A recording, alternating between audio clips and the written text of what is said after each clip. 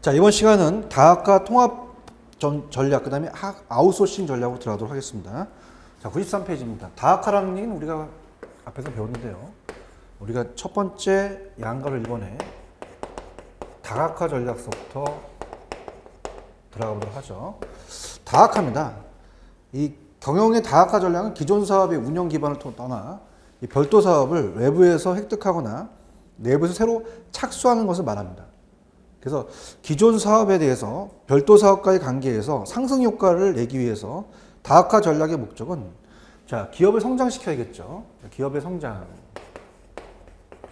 성장시키고 그 다음에 또 어떤 게 있어요. 우리가 위험을 또 분산시킨다. 위험의 분산 뭐 이런 게 될 수가 있고요. 그 다음에 그 내부 시장에 대한 내부 시장의 활용. 내부 시장의 활용이 있겠고, 그다음에 여기서 이제 범위의 경제성, 시장 지배력의 활용 이런 게 있는데요. 자, 범위의 경제성 같은 건 있는 겁니다. 이 범위의 경제성은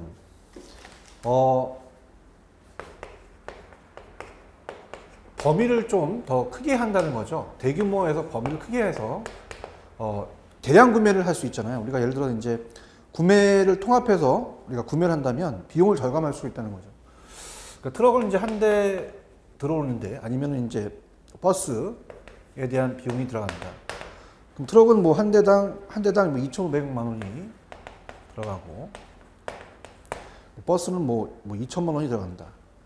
근데 이거를 우리가 좀 크게 해서 규모를 크게 한다면 범위를 비용을 줄일 수가 있다는 얘기죠. 그래서 얘를 또 한 2천만 원 정도 이렇게 우리가 구매를 할 수가 있고, 그래서 얘를 어떻습니까? 1,500만 원으로 이제 구매할 수 있어서 이 통합을 좀 시킨다는 거죠. 그러면 더 규모를 더 크게 할 수 있다라는 얘기를 얘기합니다. 그래서 성공 요인은 밑에 진입하는 사업이 충분히 매력적이야 하고 진입으로 인한 이익이 그 비용보다 커야 됩니다. 그래서 신사업이 기존 사업의 범위의 경제성이 있어 다른 기업보다 경쟁 우위에 또 있어야겠죠. 그래서 이제 뭐 우리가 또 여러 가지 이제 다각화는 신문사가 또 방송사로서 또 많은 또 그 다각화 전략을 또 쓰고 있죠. 이런 식으로 이제 보시면 되고. 그래서 이제 유형은 현재의 제품 계열이 그 기술이나 마케팅에서 상승 효과를 갖고 있는 신제품을 추가해서 고객에게 호소하는 선장 전략이다. 이렇게 볼 수가 있어요. 그 다음에 이제 통합 전략이라는 게 있죠. 자, 통합 전략이라는 게 있는데요.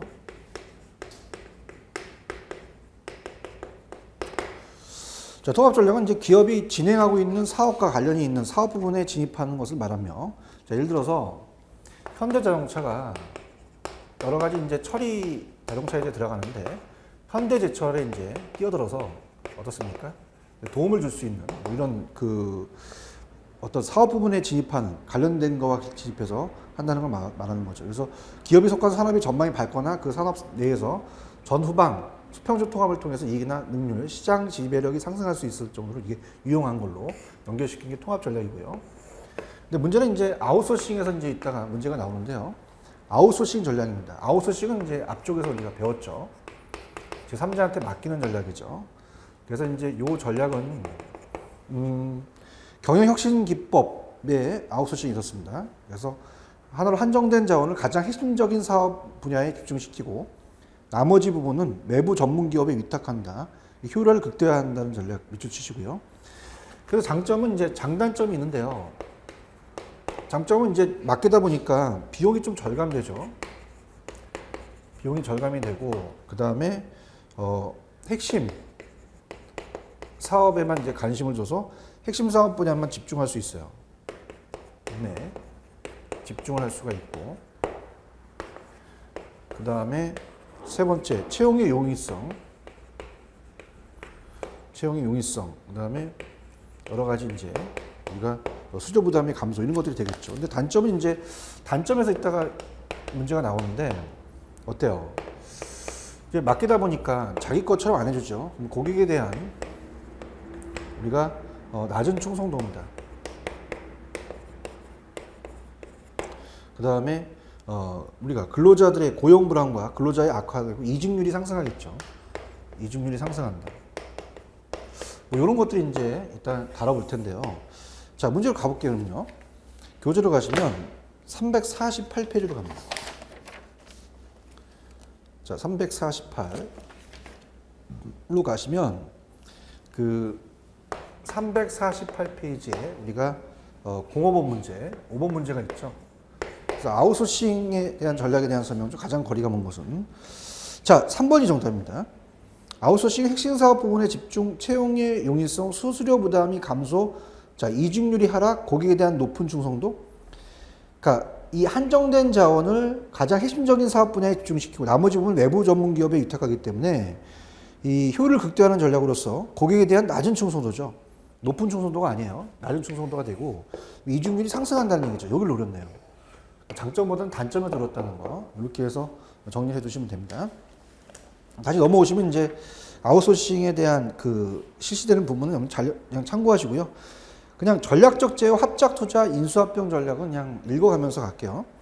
전략적이라는 자체는 뭐예요? 우리가 그 서로 경쟁 관계에 있는 기업이 사업의 일부 또는 기업별 활동 부분에서 경쟁 기업과 일시적인 협력 관계를 맺는 게 이제 전략적 협의 제휴라고 봅니다. 그래서 이 전략적 제휴의 목적은 이 자원과 위험의 공유, 신제품의 개발 시간과 이 시장 진입 속도의 단축, 기술의 표준화, 기업에 대한 우리가 유연성 등을 제공하고요. 이 전략적 제휴의 형태는 이제 기능별 또는 우리가 업무별 제휴와 합작 투자 등이 있는데 이 기능별 또는 업무별 제휴로는 기술 제휴, 제품 사업, 연구개발 컨소시엄, 생산 라이센스 이렇게 라이센스가 등이 되겠죠. 그래서 제휴 파트너에 대한 성장 기준은 양립 가능성, 몰입도, 능력 등이 이제 볼 수가 있습니다. 자, 합작 투자에서 제가 이제 문제를 냈는데요. 자, 세 번째는 우리가 이제 지금 보는 게 이제 어떻습니까? 전반적인 큰 것은 이제 그 합작 투자가 이제 있다. 합작 투자로 이제 가는데요. 합작 투자라는 자체는 2개 이상의 기업입니다. 당연히 합작하니까죠. 2개 이상의 기업이 이 특정 기업의 운영을 참여합니다. 특정 기업의 운영을 직접 참여하는 거죠. 방식으로 이 공동으로 이제 소유권을 보유합니다. 그래서 합작 투자 방식은 신설 방식과 기존 기업의 소유권의 일부를 인수하는 방식으로. 자, 이는 어때요? 위험 부담을 축소시키죠. 자, 요게 이제 이따가 문제 나오는데요. 나누니까 위험 부담을 축소시키겠죠. 2개 이상이니까. 그죠? 요거에서 이제 나오겠죠. 그다음에 크게 하니까 규모의 경제로서 합리화가 달성이 되고 상호 보완적인 기술 및 특허 활용, 경쟁의 완화 등의 전략적 이점이 이제 될 수가 있습니다. 그래서 이제 요거는 우리가 교재 349페이지로 가볼게요. 3, 4구로 가시면 그 3, 4구로 가볼게요. 3, 4로 가시면 그 합작 투자라는 게 있습니다. 페이지 349. 그래서 이 8번 문제가 되겠죠. 그래서 합작 투자의 전략적 이점과 보기 어려운 것은 자, 어떻습니까? 이 위험 부담의 축소죠. 나누다 보니까 이제 합작하다 보니까 규모의 경제, 규모를 크게 한다. 합리화의 달성이 될 수가 있고 상호 보완적 기술 및 특허를 활용할 수 있고 경쟁을 또 완화시킬 수 있잖아요. 위험 부담의 증가가 아니라 위험 부담의 축소가 되겠죠. 여기 노렸네요.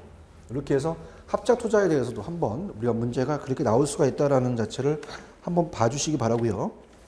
그다음에 이제 뭐 인수합병 전략은 뭐 M&A라고 많이 들어보셨잖아요. 그래서 이제 여러분들이 아시다시피 M&A라는 자체가 이제 기업 인수합병입니다. 그래서 경영 환경의 변화에 대응하기 위해서 기업의 업무 재구축에 유한성으로 행해지는 기업의 인수합병이다 이렇게 보고요. 그래서 인수합병의 전략 목적은 뭐 시너지 효과, 경영 합리화, 제품의 다양화시킬 수 있고 이 기술적인 노하우 획득과 그 다음에 시장 점유율 확대 등이며 인수합병 전략의 형태는 이제 흡수합병 또는 신설합병 또는 주식이나 자산 등의 매수를 통해서 매수할 수 있다는 거. 장점은 이제 인수합병 전략의 장점은 영업 시너지 효과를 누릴 수 있고 규모와 범위의 경제를 실현할 수 있으며 비용 절감과 생산력 증가를 가져올 수 있다. 또한 이 재무 시너지 효과, 즉 합병을 통해서 차입 능력을 높여준다든지 세금을 좀 절감시켜 준다든지 자금 조달 비용을 감소시키는 효과를 갖고 올 수 있고 경영 다각화의 실현, 대리인 문제 해결, 기업 가치의 증대 등 이런 것들이 이제 인수합병 전략으로 볼 수가 있다는 얘기죠. 그다음 이제 최근에 유통기업의 그 글로벌화 전략이 이제 상당히 이제 진출이 되고 있습니다. 그래서 뭐 저희 개인적인 생각이지만 제가 이제 그 물론 그 SSM에 대해서 기업 시범마켓에 대해서 이제 그 썼습니다. 그 우리 자체적으로 이제 그 슈퍼시범마켓에 대한 그 기업에 대한 논문 박사 논문을 또 쓰면서 이 프랜차이즈 강의를 하면서 우리나라가 이제 어떤 그 프랜차이즈 자체적으로 좀 확장을 시킬 수 있는 게 이 기업에 대한 글로벌화입니다. 그래야 고용이 창출될 수가 있고 좀 더 나아가 국가 경쟁력이 더 강화될 수 있다고 저는 봐요. 그래서 이제 세부적으로 내용은 뭐 여러분들이 이제 실무적인 거고 이제 또 그걸 또 특정을 또 얘기하다 보면 또 그러니까 뭐 어떤 설렁탕이라는 업체가 또 제가 이제 직접 동남아에 또 가서 또 봅니다. 이 시장 자체를 봤을 때 그 어느 지역에서도 그 이 설렁탕이라는 자체가 또 대박을 또 칠 수 있는 뭐 그런 상황이 벌어지고 막 그래요. 그래서 이러한 글로벌에 대한 그 전략이 저는 국가 경쟁에 굉장히 기여하는 기도가 크다고 봅니다. 그래서 이 세계 경제가 통합화 내지는 개방화되어 있어요. 그래서 하나의 이제 경제 환경이 글로벌 되면서 롯데마트도 이제 뭐 베트남이나 중국 진출 많이 하죠.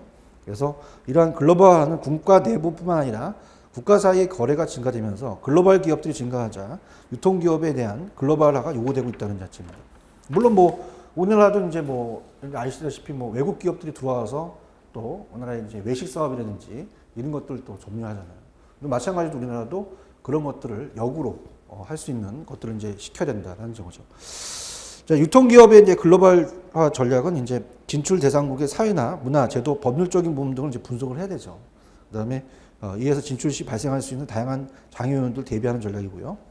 글로벌화 전략은 이제 비용 우위의 확보와 국가별 차별성보다는 동질성 초점을 둬서 이 글로벌화 전략의 기능의 최적 배치와 범세계적 통합적 조정이 요구되고요. 이 다차원적 접근도 중요하죠. 그래서 기능적 측면에서 글로벌화는 상류 기능, 현지화는 한류 기능에 해당하며 상품의 구조에 있어서 기본 구조는 이제 글로벌화, 외부 디자인, 현지화를 추구한다는 전략이다. 이렇게 봅니다. 그래서 뭐 여기는 뭐 시험 출제 빈도는 그렇게 높지는 않아요. 근데 저는 개인적으로 이제 그걸 활성화해야 된다. 그런 걸 말씀드리고 싶고요.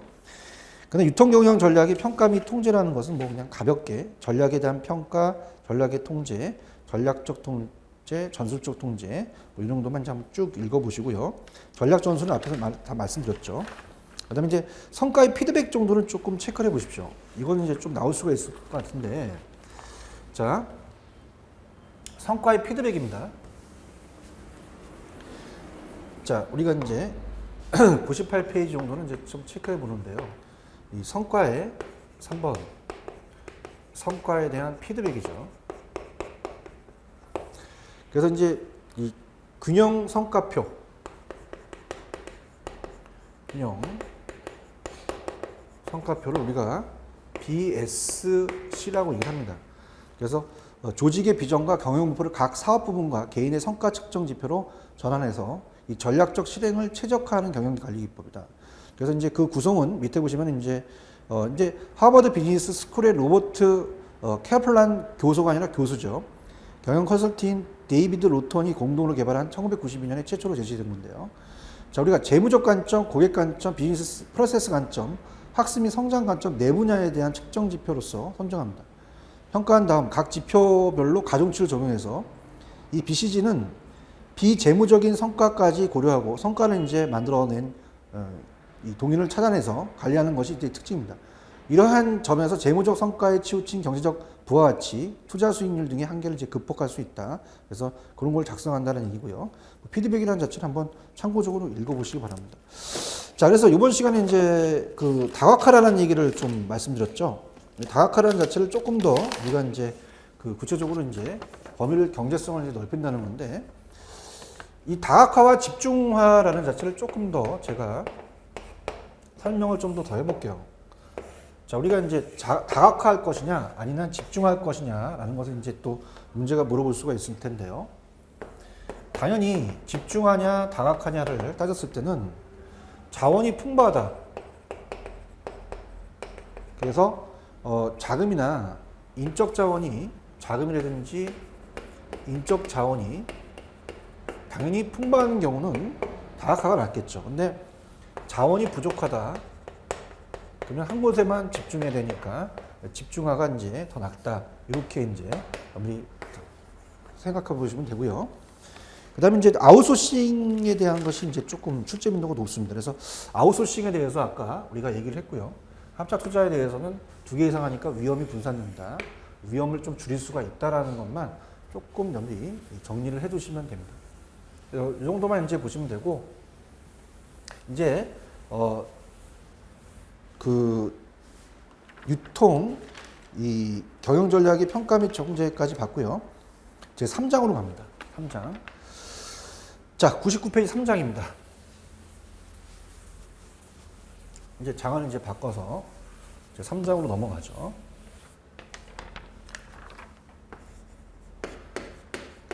제 3장으로 가시면 유통 경영 관리라는 게 있습니다. 유통 경영 관리. 유통 경영 관리. 자, 우리가 이 경영이라는 자체가 그 조직이라는 게 또 추가적으로 조직 관리라는 게 들어가죠. 추가 들어가고, 뭐 우리가 나중에 보겠지만 인적 자원 관리. 이 조직 관리가 이제 처음으로 들어가 있죠. 조직에 대한 구성을 보면서. 그 다음에 이제 재무 회계. 그 다음에 뭐 구매. 뭐 이런 식으로 우리가 경영학 전반적인 사항이 이제 다 들어가는 겁니다. 그래서 조직이라는 자체, 조직의 구성과 관리를 이제 보겠는데요. 이 조직과 조직화, 그래서 조직에 대한 의미를 이제 처음 스타트를 이제 끊는데요.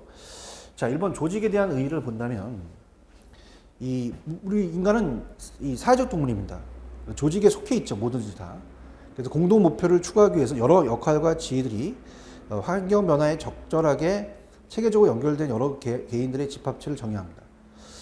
그럼 조직이 구성되기 위해서는 우리가 공동의 목표, 상호작용, 그 다음에 환경 변화에 대한 적응, 그 다음에 인간의 사회 집단이라는 어떤 요소가 갖추어져야 한다는 이 조직에 대한 의미를 참고를 하시고요. 조직화가 된다는 거죠. 트레이닝, 계획의 다음 단계로 이루어지는 조직화는 조직을 어떠한 형태로 구성할 것인가를 결정합니다. 그래서 인적, 물적 자원, 그다음에 자본, 정보 지식 등 각종 경영 자원을 배분해서 조정하는 활동을 얘기를 하는 거죠. 이 조직에 대한 원리, 밑에 조직 원리의 의의는 그냥 조직의 원리는 조직을 합리적으로 구성하고 능률적으로 운영하는 데 필요한 원리를 말한다. 참고적으로 읽어볼게요. 그 다음에 조직에 대해서 그냥 여기는 여러분이 그냥 밑줄만 쳐서 읽어보시면 돼요. 조직의 원리의 원리는 전문화, 업무를 나누는 거죠. 인사, 재무, 판매, 분업을 하는 거고요. 자, 그 다음에 이제 조정의 원리, 업무가 또 있겠고, 통제 범위의 원리. 상급자가 있으면 부하 이 수가 또 몇 명인지를 따져봐야 되고, 그 다음에 계층제에 대한 원리, 사장, 이상, 부장, 차장, 과장, 그 다음에 어떻습니까? 대리, 그 다음에 사원, 이렇게 가겠죠. 명령 통일 원리에 대한 제시가 되겠습니다. 조직에 대한 변천 과정은 그냥 참고적으로 생산성 강조시대, 인간성 종주시대, 그 다음에 행동과학으로 옮긴다는 거. 그 다음에 조직 설계 및 그 조직 구조에서는요, 이 조직 구조라는 게 나오죠. 그래서 100페이지 그냥 이제 이 제목 위주로만 가져가세요. 여기는. 그래서 조직 구조와 조직 설계가 있다. 중요하지 않기 때문에 그냥 개념만 잡겠습니다. 조직 구조는 이제 조직 내에 그 직무들과 부서들 간의 연계를 의미하면서 이 조직 구조는 어떻게 업무가 공식적으로 나누어지냐, 묶어지냐, 조정되는가를 이제 조직 구조라고 볼 수가 있고요. 그 다음에 조직 설계라는 자체는 조직의 목표를 달성할 수 있도록 조직 구조를 만들어 조직하는 과정입니다. 조직 설계의 과정은 이제 조직 목표로부터 시작되는데 참고적으로 보시 바랍니다. 그러면 이제 전반적으로 시험에 나올 수가 있다라는 부분은요, 혹시라도 이제 비교하는 게 나온다잖아요, 항상. 그래서 여기는 이제 보는데요. 101페이지입니다. 자, 그래서 이걸 한번 참고적으로 한번 보세요. 이번에 조직 구조를 설계할 때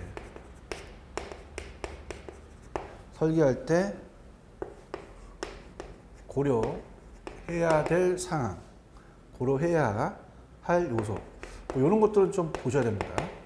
그래서 이제 우리가 첫 번째 조직 구조의 기본 변수다. 자, 이건 밑줄 치는 데 있다가 여러 가지 상황 요인을 고려해서 조직을 설계할 경우에 기본적으로 고려해야 할 변수가 있습니다. 그래서 조직 구조의 기본 변수는 수직적, 수평적, 지역적 분할을 뜻하는 이 복잡성이라는 게 있고요. 그 다음에 권한의 분산 정도를 의미하는 직권화. 그 다음에 분권화. 그 다음에 업무의 표준화 정도를 의미하는 이제 공식화가 있다. 이 세 가지만 좀 염리 체크를 한번 해 두셨으면 하고요. 그 다음에 이제 두 번째는 이 조직 구조의 상한 변수입니다. 조직 구조의 상황 변수는 어떤 게 이제 변수가 작용하느냐. 그래서 이제 주어진 상황에서 이 적합하게 설계하기 위해서 상황 변수를 고려해야 되는데 조직 구조는 이제 객관적 상황 변수. 객관적과 주관적을 이제 바꿔서 내겠죠. 객관적 누구나 알 수 있는 거니까 이제 환경이라든지 기술이라든지 그 다음에 조직 구조, 조직 규모 이런 것들이 이제 객관적이고 주관적인 것은 뭐 전략과 권력 유형 뭐 이런 것들이 이제 우리가 주관적이다 이렇게 볼 수가 있습니다. 그다음에 조직 구조의 기본 변수는 이제 복잡성, 조직 내 분화의 정도에 관한 것으로 가업을 분할하고 통합시키는 정도를 이제 의미합니다. 그래서 우리가 수평적 분화, 수직적 분화, 그러면 지역적 분산 등을 쓸 수 있는데 이 세 가지 요소 중 어느 한 가지 요소만 증가해도 조직의 복잡성을 더 증가시킬 수가 있다는 얘기죠. 그래서 이제 그냥 제목 위주로 간다면 우리가 그 첫 번째 이제 그 변수가 복잡성이죠. 아까 나왔던 복잡성이 있었죠. 그래서 이제 그 수평적 분화.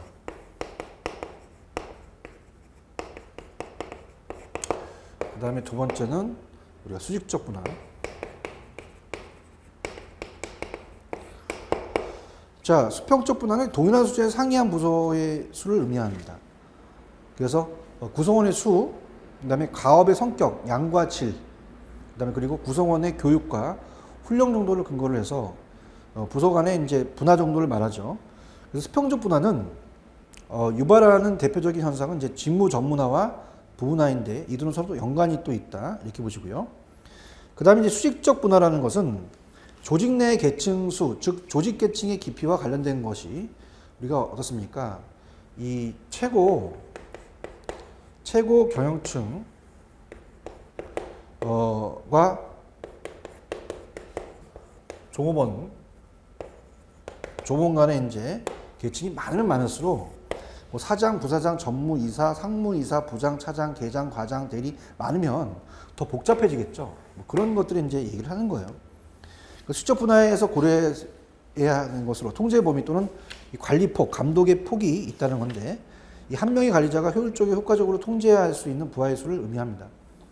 그 다음에 이제 이것은 이제 지역적 분산.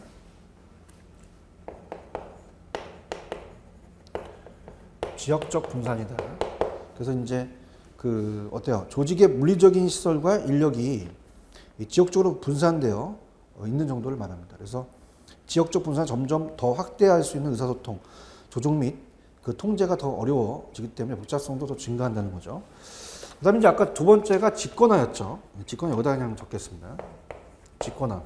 그래서 조직이 의사결정이 어디에 존재하느냐에 관한 것으로 의사결정권의 조직 내에 한 지점에서 집중되어 있는 정도를 말합니다. 그래서 명령체계는 이제 직권화의 개념은 이제 권한과 명령체계를 이제 고려해야 된다. 이렇게 보고요. 그 다음에 이제 세 번째 보는 게 공식화죠. 업무가 매뉴얼화 됩니다. 그래서 업무자가 바뀌어도 할 수 있는, 그래서 이제 조직 내의 직무가 표준화되어 있는 정도를 나타냅니다.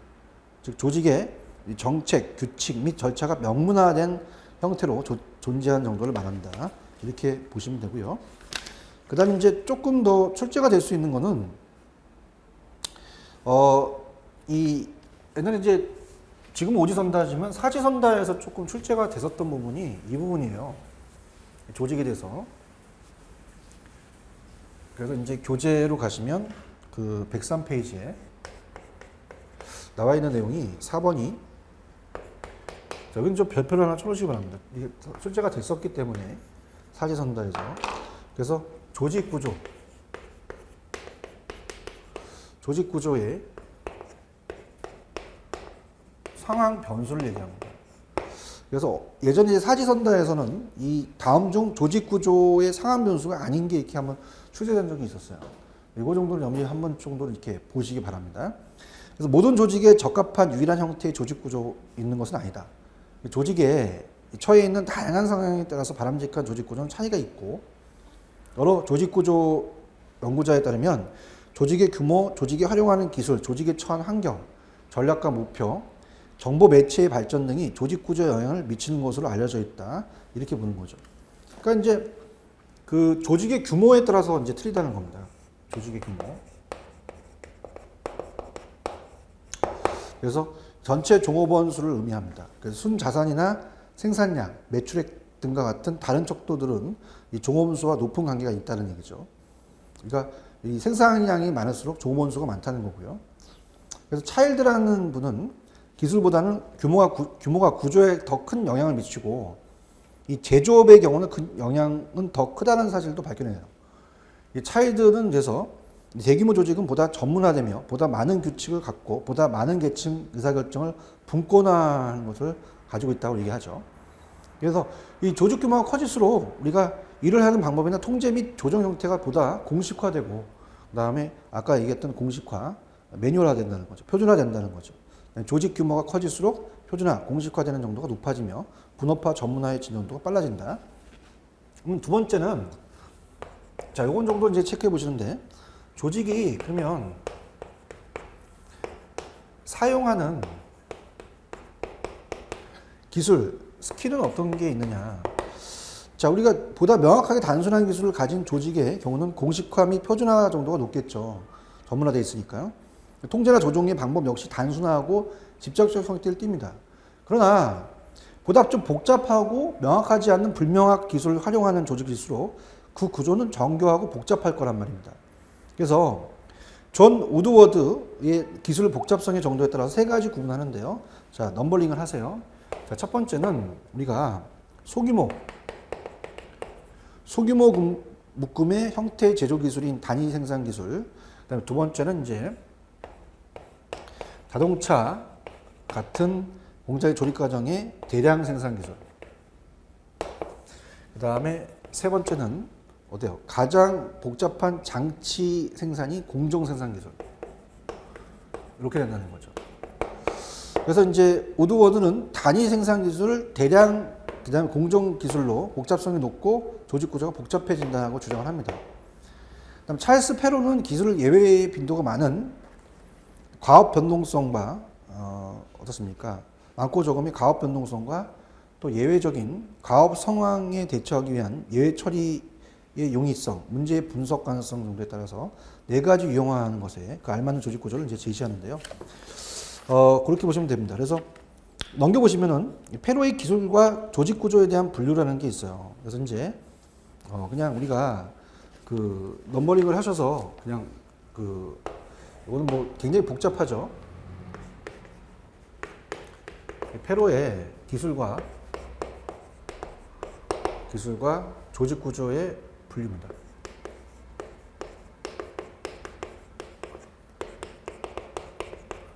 그냥 넘버링을 할게요. 그냥 1번이 이제 일상적 기술이라는 자체죠.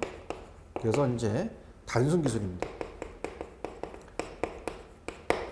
그래서 어떻습니까? 우리가 그 과업 변동성 예외 빈도는 소수 예외, 동질성이 있고요. 잘 정의되고 분석 가능한 거기 때문에 그냥 철강, 자동차, 석유화학 등 공식화, 직거나 표준화가 높은 거고요. 그 다음에 이제 두 번째가 공학적 기술이라는 거죠.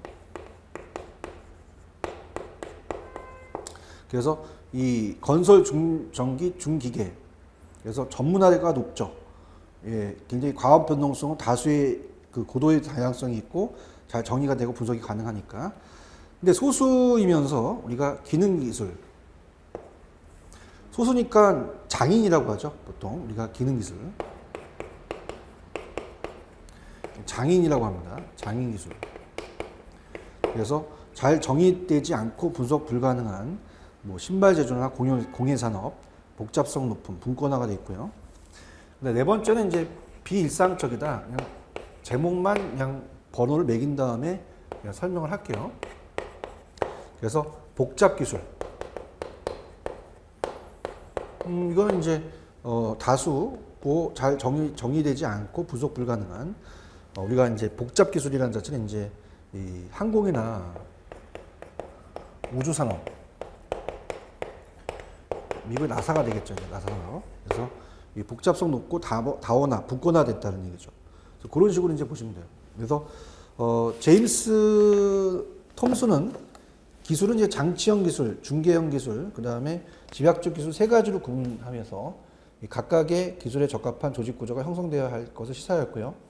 이 장치형 우리가 기술에는 석유 정제, 철강업 등이 속하며, 중개형 기술에는 은행, 보험회사 등이 속하며, 집약형 기술에는 이제 종합병원도 이제 외과가 정형외과, 성형외과도 나누잖아요.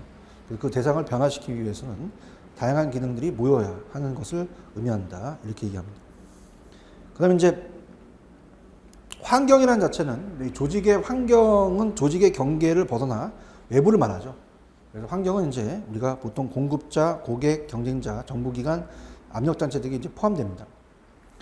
근데 번스와 스토커는 이제 정보의 불확실성과 복잡성을 기준으로 환경을 분류하고 또 시장 여건과 기술 정보의 변화에 따라서 관리 시스템도 변하게 된다고 밝히며, 그들은 또 환경의 불확실성 양극단을 반영하면서 이 구조가 기계적 구조와 유기적 구조를 제시합니다.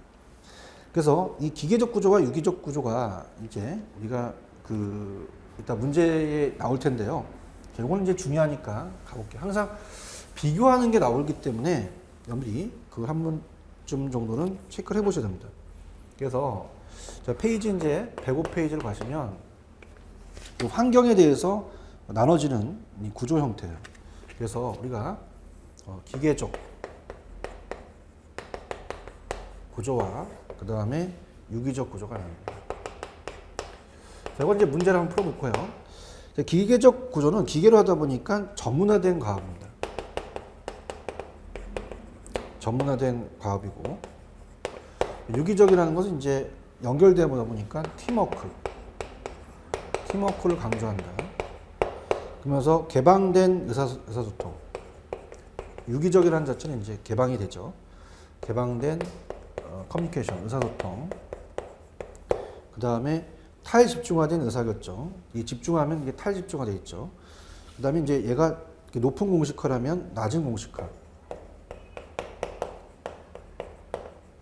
그 다음에 표준화가 됐으면 그때그때 대응해야 되니까 낮은 공식화에 대한 표준화가 되겠고요. 그 다음에 이제 그 높은 복잡성. 기계적 구조는 이제 낮은 복잡성인데 높은 복잡성. 자, 이런 게 이제 되고, 그 다음에 얘는 수직적 권한 계층인데 유기적이니까 연결되니까 수평적 권한. 관료제적 구조인데 얘는 교차 기능 팀 구조. 이렇게 해서 그때그때 이제 대응하니까 낮은 공식화가 된다는 얘기죠. 자, 요거는 이제 우리가 문제를 한번 풀면서 가보도록 하죠. 우리가 이제 그 문제를 보게 되면 교재로는 350페이지입니다.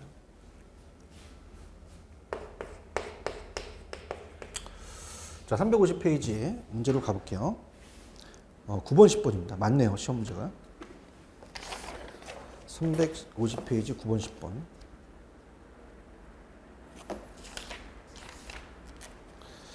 자, 9번, 10번을 가게 되면, 자, 일단은 10번부터 갈게요. 다음 기계적 구조에 대한 내용으로 바르지 않는 것은, 자, 팀워크의 강조는 뭐야? 팀워크의 강조는 유기적이죠. 그러니까 우리가 10번의 정답은 5번이고요. 9번은 다음 중 성격의 다른 하나는, 자, 3번만 기계적 구조고요. 다른 게 다 우리가 유기적 구조입니다. 그래서 전문화된 과학이라는 자체가 우리가 기계적 구조다. 그래서 이렇게 해서 나눌 수 있는 게 나올 수가 있습니다. 항상 우리가 객관식 문제는 틀린 거를 골라라. 반대적인 개념이 나오니까 그렇게 여러분들이 준비해 놓으시면 돼요. 그래서 그렇게 보시면 됩니다. 그래서 이제 105페이지 가시면 이제 결론적으로 결론이라는 데 이제 배포를 쳐놓으셔서 결론을 이제 질 텐데요. 환경의 변화가 심할수록 조직은 보다 정교한 구조를 가지고 전문화됩니다. 다양하고 또 융통성 있는 구조를 가져야 한다. 이런 것들도 시험에 나올 수가 있죠. 비교적 안정적이고 예측하기 쉬운 경우는 조직 구조가 공식화되고 단순화되어 별 문제가 없겠죠. 그죠? 그래서 이제 변화가 심할수록 또 어떻게 되느냐? 환경 변화가. 그럼 정교한 구조를 가지고 전문화되고 다양화되고 융통성 있는 구조를 가져야 된다. 뭐 이런 식으로 체크하시면 됩니다. 그래서 밑에 보시면 이제 전략과 목표가 이제 중요한데요. 혁신에 대한 전략, 이것도 이제 한번 우리가 기계적과 유기적을 배우셨으니까 연결시키셔서 한 번 정도는 이제 체크를 해보셔야 돼요. 그래서 밑에 전략과 목표 라는 제목이 있잖아요. 전략과 목표. 전략과 목표를 가지고 이제 연결시킬 수 있게 전략으로 가신다면 이노베이션, 혁신이라는 겁니다. 혁신이라는 자체는 이제 그 조직 구조가 혁신이다 보니까 유기적이 낫다. 그래서 우리가 어때요? 느슨한 구조, 낮은 전문화, 공식화, 분권화 시키는 게 낫고요. 원가를 최소화시키는 거는 좀 더 기계화하는 게 낫겠죠. 원가의 최소화 자체는 유기적보다는 우리가 기계적으로 가자. 그래서 좀 더 엄격한 통제나 광범위한 업무 전문화, 높은 공식화, 집중화로 가는 거고요. 자, 모방은 이제 짬뽕입니다. 모방은 예와 D를 짬뽕에 놓고 종합적으로 가자는 거죠. 그래서 더해서 유기적과 기능적 더하는 거. 그래서 이제 느슨하고 엄격한 요소의 혼합, 현재 활동에 대한 엄격한 통제 및 새로운 시도에 대한 간대한 통제다. 이렇게 보시면 돼요. 그래서 이제 좀 정리를 해보면요. 우리가 이제 이번 시간에 들어와서 이 구조를 봤죠. 조직이라는 거 조직화, 조직 원리 의문 참고하시고요. 그 다음에 100페이지 뭐 조직 구조와 설계 정도. 101페이지 가시면 조직 구조를 설계할 때 고려할 사항이 복잡성, 집권화, 공식화를 3가지 잡았어요. 그 다음에 조직 구조의 상한 변수는 객관적인 게 환경기술 조직 규모면 우리가 주관적인 것은 이제 전략과 권력이다. 그 다음에 이제 이 복잡성에 보시면 수평적 분화와 수직적 분화가 있죠. 최고 경영층과 종업 간의 계층이 많으면 더 복잡해지는 게 수직적 분화다. 그 다음에 이제 지역적 분산도 있겠고, 이 집권화라는 단어가 있었어요. 그래서 102페이지 보시면 집권화라는 단어가 그런 얘기예요. 우리가 이 집권화를 다시 한번 세부적으로 말씀을 드리면, 보통 우리가 이 구조상이 이렇게 돼 있잖아요. 그래서 이제 탑. 그래서 최고 경영자. CEO라고 하죠. 최고 경영자가 있고, 그 다음에 이제 미들.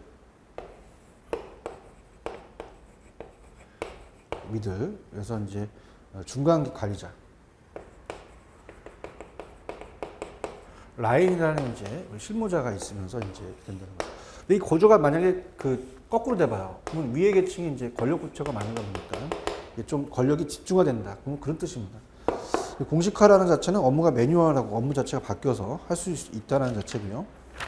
그 다음에 이 조직 구조에 대한 상한 변수의 이 조직 사용 기술이 이제 어떻게 이제 3가지가 이제 있고 변하는 과정. 그 다음에 이제 페로의 기술과 조직 구조에 대한 분류는 어떤 일상적 기술, 공학적 기술, 기능적, 비일상적인 좀 4가지로 나눌 수가 있다는 거. 특히 이제 기계적 구조와 유기적 구조가 나눌 수 있다는 자체를 여러분들이 좀 체크를 하셔야 돼요.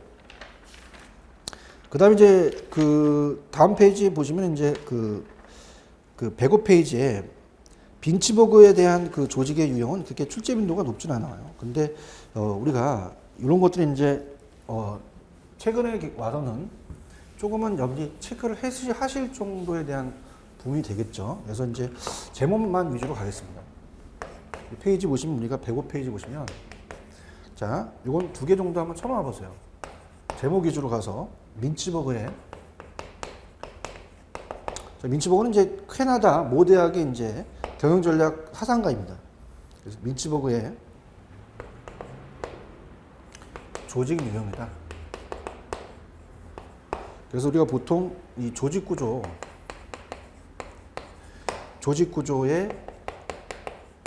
5요소가 있어요. 그래서 이제 이 조직 구조는 전략적 점검, 정점, 그다음에 중간 라인, 핵심 활동층, 테크노스트, 럭처, 그다음에 지원 스태프 등이 5가지 요소가 있는데 넘겨보시면 어떻습니까? 이 그림이 그렇잖아요. 전략 상층부가 있고 중간 라인이 있고 업무 핵심층이 있죠. 그다음에 지원 스태프가 있습니다. 그래서 보조 역할이죠. 양쪽에서 테크노 우리가 스트럭처 같은 경우는 이제 지원 스태프가 있다. 이건 그냥 쭉 읽어보는 식으로 갈게요. 그래서 이제 이 전략적 정점, 이 탑이죠, 탑. 조직 전체 운영을 책임지고 있는 최고 경영층이다. 그래서 조직의 대표로서 대외적인 관계를 주로 담당하고 이 최고 경영층이 행사하는 힘은 직접 감독에 의해서 집권하기도 하고 조정을 통해서 힘을 발휘하기도 하는데 조직의 힘이 이곳에 집중되면 조직은 또 단순 구조가 또 형태가 되겠죠. 중간 라인입니다. 미들 라인. 이 전략적 정점층과 핵심 운영층을 연결하는 계층입니다. 현장의 정보를 위로 전달하고 그다음에 최고 경영층 결정을 실무부문에 전달하는 거죠. 그다음에 이제 핵심 운영층입니다. 업무에 대한 핵심층이죠. 그래서 이제 조직의 실질적인 산출물을 생산하는 계층이죠. 예를 들어서 이제 자동차 회사의 조립 생산 부서라든지. 그다음에 이제 지원입니다. 지원 스태프랑 그다음에 테크노 스트럭처가 있죠. 테크노 스트럭처는 이제 이 전문 기술 지원 부분, 조직 내의 주요 가업이 보다 효율적으로 이루어질 수 있도록 기술적으로 지원하는 계층이에요. 그래서 이제 공장의 작업 설계팀이라든지 업무 프로세스 설계팀 등이 이런 것들이죠. 지원 스텝은 이제 말 그대로 서포트입니다. 그래서 이제 조직의 기본적인 가업과는 직접 상관이 없지만 주요 가업이 원활하게 이루어질 수 있도록 주변 여건의 조성에 있어서 여러 가지 공장 사원들의 관리, 임금, 후생, 홍보, 법령 등을 하는 보조 기능을 하는 스텝이다. 그렇게 보시면 돼요.